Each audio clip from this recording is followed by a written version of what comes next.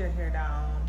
We're here for like a sewing video, right? Yes. Or just the front? Close your sewing.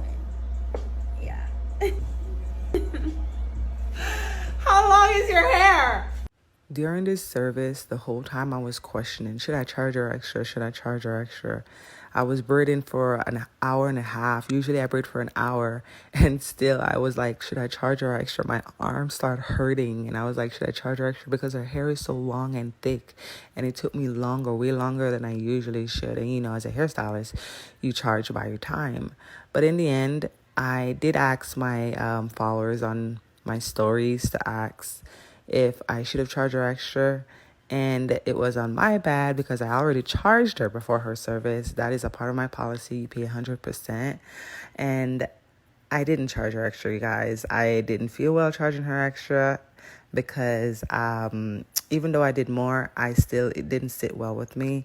So this is the finished look, and let me guys know what you think in this section. Oh, and we did a sewing with lace closure, the glueless method, and I will list all the products that I've used in this video. I have been offering sew-ins as a service for over 11 years. In fact, this summer makes my 12th year doing sew-in weaves. I started off offering the service at $35 and have gradually increased over the years. People complained when I was charging $35 and they still complained with me charging $500. At the end of the day, there will always be people who have an issue with your policies. There are always going to be people who, don't feel that your business practices aren't suitable for them, And I'm specifically speaking for those of you who run your business in a professional manner, right? I am not speaking for those off the wall things that we see on social media. The reason that I am prefacing this video by stating that is because you have to come to terms with understanding that regardless of what you do in your business, there will be people who are not happy with the way that you are conducting your business, running your business, the prices you charge, the policies you place. You cannot please everyone, and it's because you are not meant to. And for those of you all who have been considering getting into the industry and you're wondering, is it saturated? Is there still room for me? This is why there will always be room in the beauty industry, because everyone is quite literally not for everybody, whether it's the client or the stylist, right? So this video I just came across, but it reminded me of a post I saw on Threads of a person who does hair from home. I'm not sure if this is an actual professional or not. I'm just being honest based on the audit that I took of her social medias. So that is one thing. But the whole conversation was about all of these different challenges she was having as a hairstylist, and she was speaking, as though there was a lot of other people could relate to her, which I'm sure they can, because there was a point in my career where I could relate to that experience too. And she was asking for grace. While I am all for asking your clients for grace, one thing that I will say about both of the scenarios that I've included within this video is that all of this could have been prevented with the right policies and the right procedures in place. Both of these stylists, what they expressed, these were incidences that were a product of them lacking the policies and procedures, right, to avoid these things happening moving forward.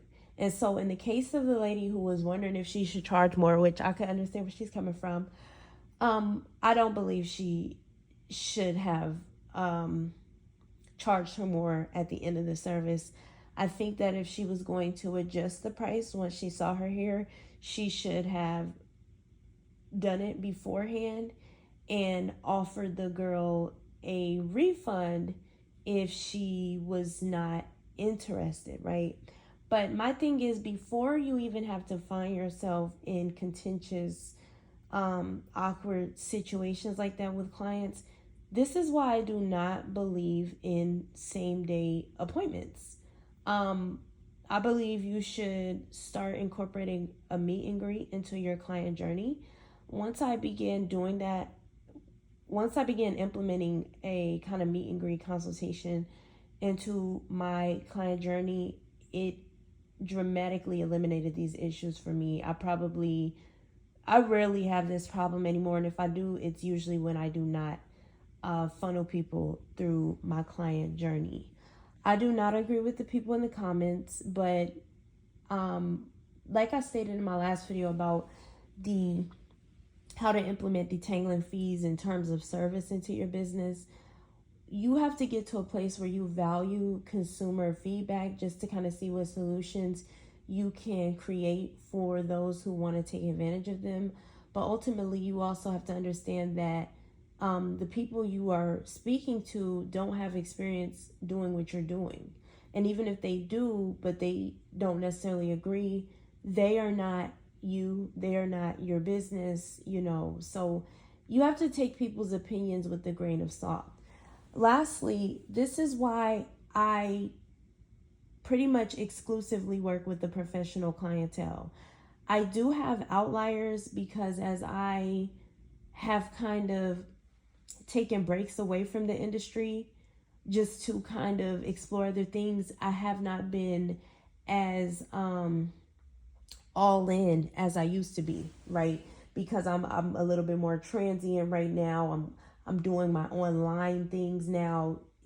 For a while I was away from having a physical business, so I would just kind of take people here and there, and I wouldn't be as precise with my client vetting process. But I'm a firm believer that you need to choose your clients, and you need to choose your clients according to the ideal avatar that is going to align with your business model, your company culture, and your business goals. And ultimately, the benefit of working with professional women in particular is that they themselves understand the importance of structure when it comes to a business. And I don't find that you have as much push and pull when you are dealing with professionals. When I say professionals, I'm speaking about nurses, doctors, lawyers, secretaries, people in administrative work, just people with like clerical jobs, people who are people who are in managerial positions or positions where they have a inside look at what it takes to manage, right, and do so at a higher level, a corporate level. Those who have careers and or jobs or businesses where they are used to taking on more responsibility. I think when you are interacting with these wonderful individuals, you tend to get to interact with people who have a higher perspective. You're also usually not going to find these people strapped for cash, right?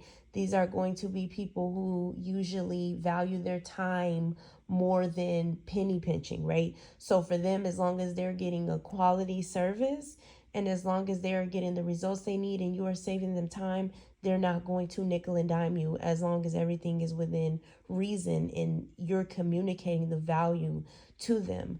So these are the strategies that I teach you all in my digital space, the Sit and Pretty Academy. I have some tiers for consumers, as you all will see, but there are also tiers for professionals.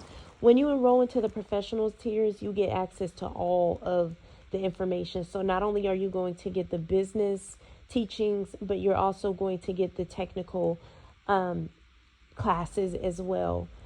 Make sure you click the link in the comment section and or description box to learn more. I'm going to be showing you all how to actually create a client journey within your business so you can reverse engineer these various situations that usually arise and create a barrier around yourself and your business to not only protect you, not only help you grow your revenue, but also ensure that your clients are happy so that you can retain them for a much longer time. Let me know what you all think down below. I also don't believe posts like these should be available on the internet.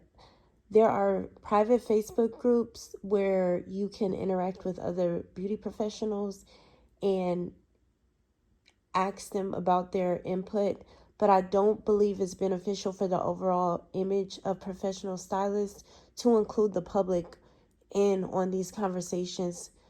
There are already so many perceptions of hairstylists and so many conversations going on right now. You can't make everybody like you. You can't change everyone's opinion. But I do think this is a crucial time to reevaluate the way that you are conducting yourself on social media as a professional. Now, don't get me wrong, y'all. I'm one of those people who I got my hands in a little bit of everything, right? So the way I show up on social media is unique to me.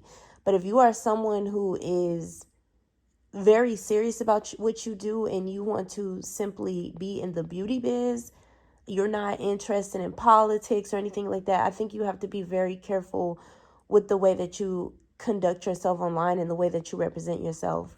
One thing I always thought about when I was a young stylist coming into this industry, this has always been planted in the back of my mind. Although I didn't start during the last recession, I did start as the economy was recovering from the last recession. And one thing that I thought about was, if times were to get hard, would people begin targeting barbers, stylists, other people who are other industries and other businesses that are cash heavy, where there's a lot more kind of transparency and familiarity, where people can have easy access to you, right? And I think you have to be very careful having these money conversations online. Number one, you never know who's watching. And number two, while I believe you all should do the best you can to grow the majority of your client base around those who are able to continue to live their lives comfortably and as they please, regardless of the state of the economy, you still have to keep in mind that some people who are coming to you,